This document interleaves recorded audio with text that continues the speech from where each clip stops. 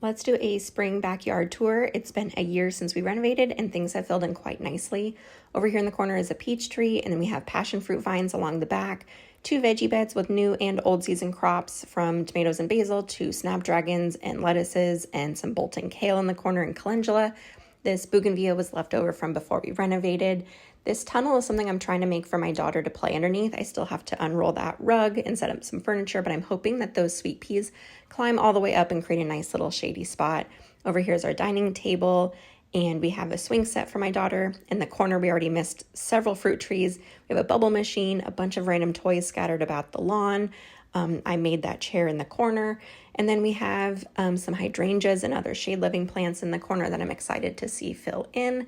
This is designed to be a fire pit area and seating area, but mostly my daughter just plays with the rocks. And then we have some more flowers that are still blooming, mostly purples and yellows. And then we have an apple tree with 3 different varieties on it. And I'm hoping that this strawberry tree fills in and shades the whole lawn.